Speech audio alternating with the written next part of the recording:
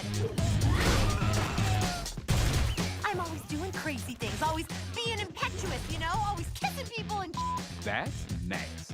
This is just my Wednesday. Yeah, it's actually Thursday. Hot, hot, It's chaos, baby! You are who you are at your core, a crazy bitch. Hold on to your bark bags. I'm the baddest bitch in town. That was incredibly violent. I'm Harley Quinn. Welcome to the DC Fandome. I'm Shay Serrano, a staff writer at The Ringer, and you are watching the Harley Quinn panel. Well, hey, I'm ready to keep this party going, huh? I still remember when they told me that they were working on the show, and they're like, oh, this is what our take is going to be on it. And I was like, oh, yeah, that's super cool. There's no way they're going to let y'all do any of that stuff.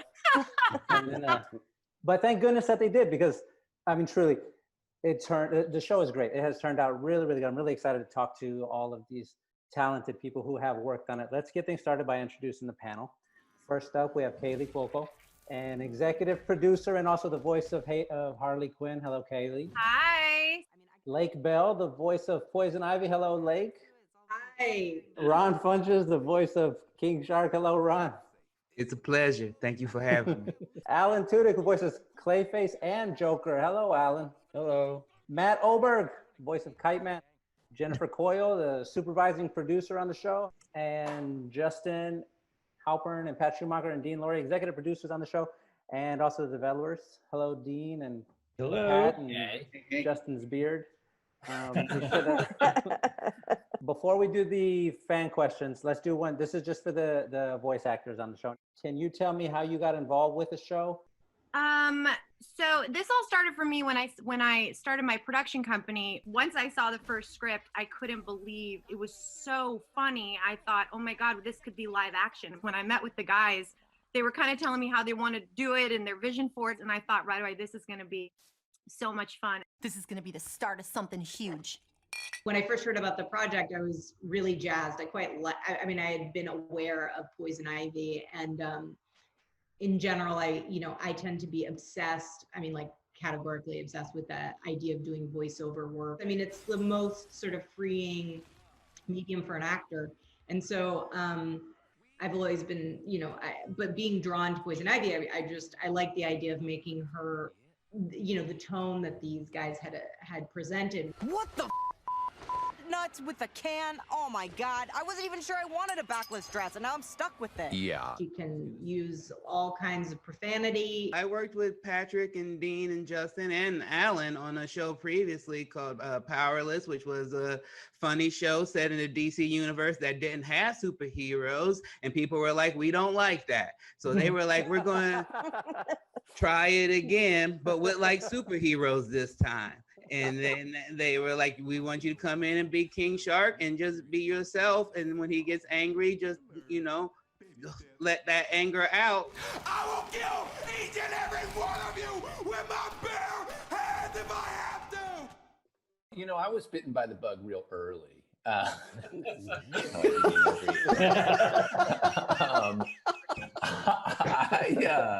Justin and I met through like a parent in me class. We both had the same sort of attitude about like, are we happy to be here or miserable? It was hard to tell. But then he called me and was like, hey, would you want to do this? I was like, of course. And I recorded an audition, and Justin was like, no.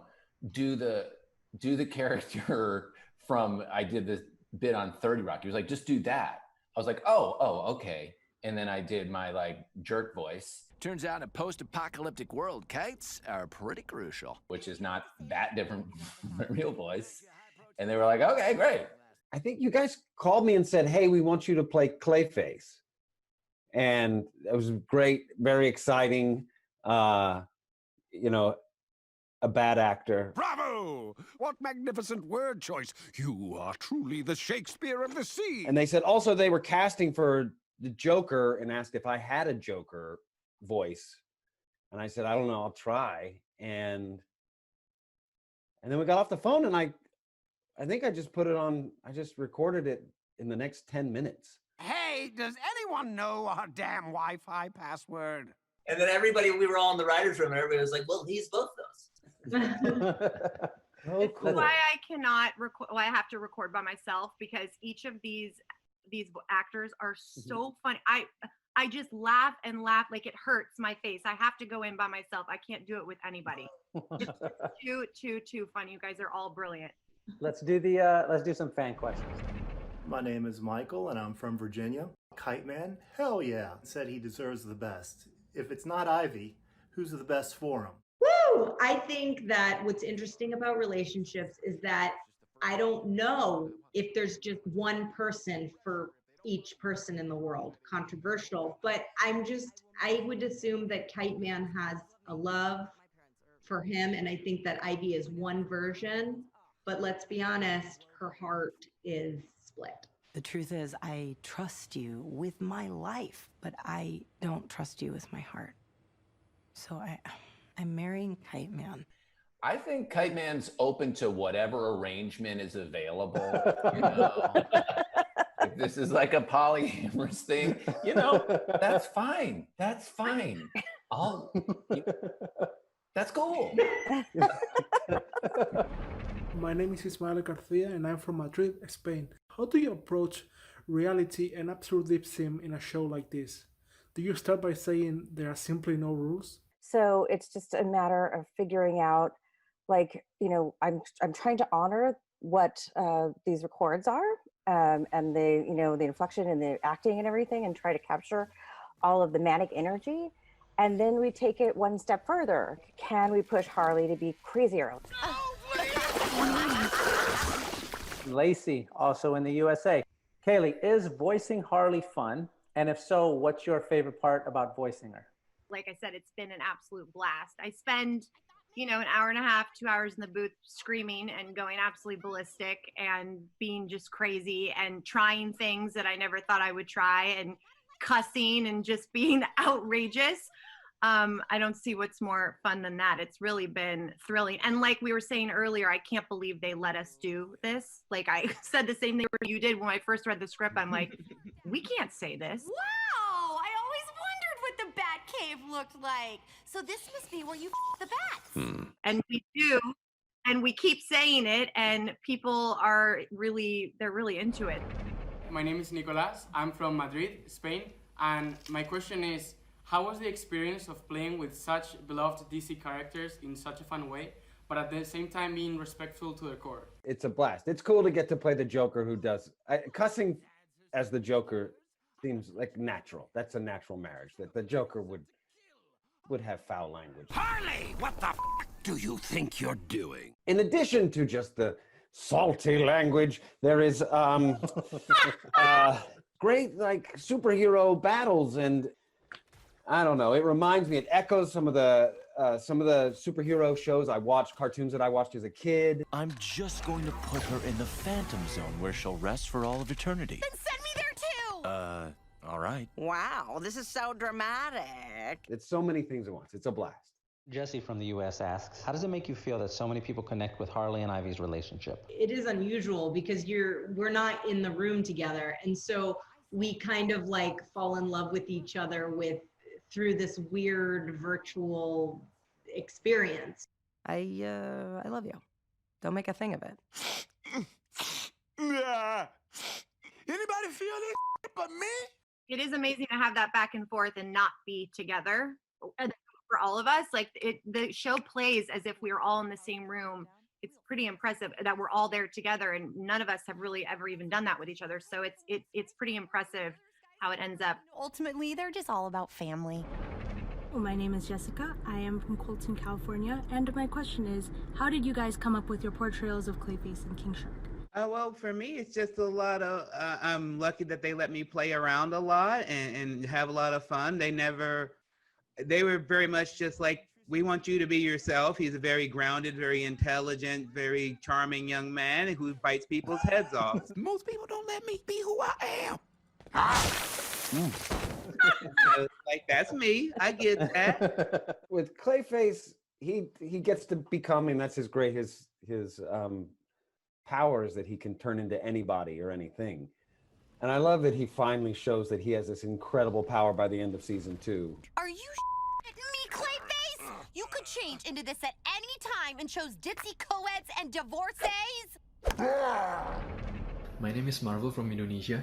Bane is my favorite DC supervillain. What made you decide to depict Bane in this specific and unique kind of way, and what inspired his design? I think we all initially kind of together came up with the idea of we wanted to do sort of a spin on Tom Hardy in Dark Knight Rises. I got a razzie zazzy for Bang. It's Bane. You know it's Bane. I'm here every day, Todd. I do remember one moment when Shane Glines, who's a brilliant character designer, so talented, we were designing Bane. You remember this? And then he brings us this drawing of Bane, and it was perfect. And I was like, what went into this drawing? And he was like, well, I just feel like Bane is a guy who doesn't work out his legs.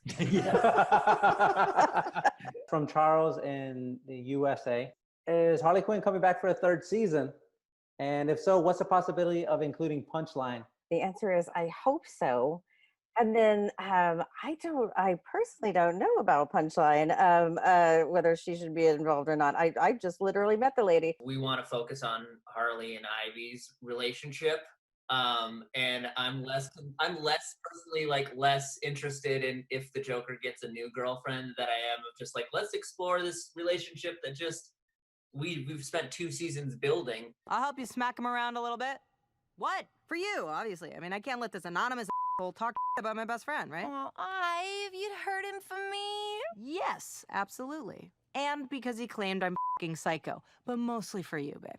But also for me. But for you. For us. Matt, what happens to Kite Man in season 3? Well, a lot. I mean, I think that at the end of the day, that's really up to me. That's kind of my call. I don't know. Maybe, who's this Punchline? Is she cool? Is she sort of,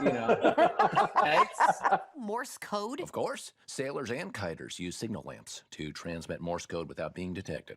I still sometimes can't get over the fact Ivy has sex with you. Oh, she does. What have been your individual favorite tiny moments that we will never see or never get to hear about?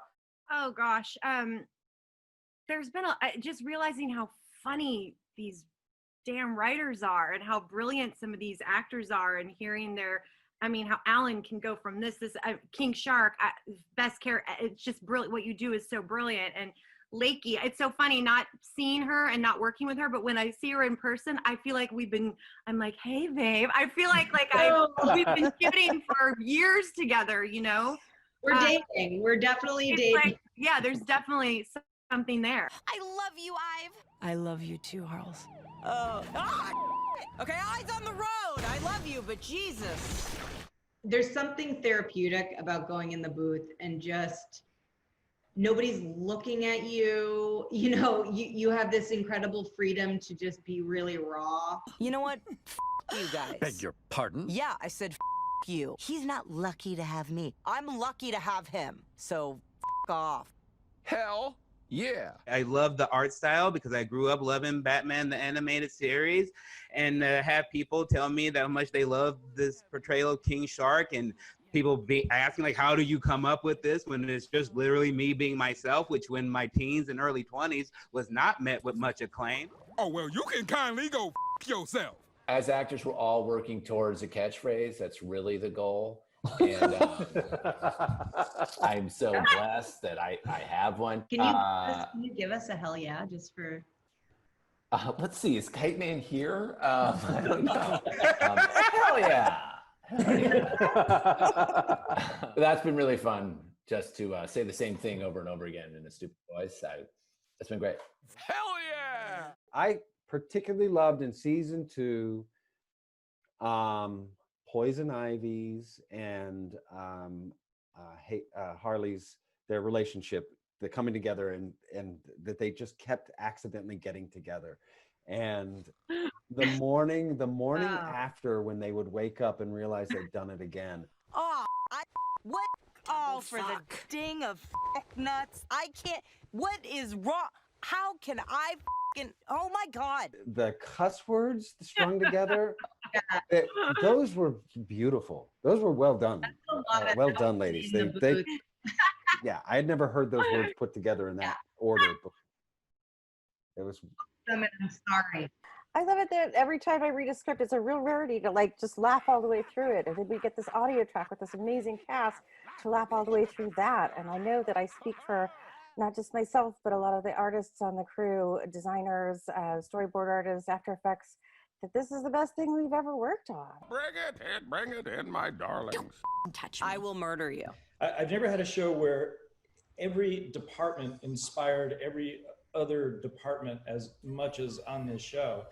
And, you know, as writers, you know, we write and then we get the performances back, and they were so uniformly brilliant that it was inspiring to the writers. My favorite scene in the whole show is probably that Legion of Doom boardroom scene. So this is a place to get creative feedback on ideas. Exactly. We modeled it after the way they do things at Pixar. There's only cinnamon raisins. You know I hate raisins. Oh, wait, here's an everything. They're just pitching on ideas, and I just thought that was like the distillation of like the writer's room in cartoon form. The scene in Bane's pit where they're escaping and it's right before they kiss, and kind of have Ivy and Harley have this like monologue. You cannot run from your problems, Harley. Hate weighs you down. Only love sets us free. Ivy. No. It's okay. Don't do this. Have a good life. Get married, make babies, name them Harley. The girls and boys. Harley. See, it totally works. You know I love you. Bye, Ive. And I think all those little tiny moments, like what Lake was talking about earlier, those are my favorite things in the show. Perfect.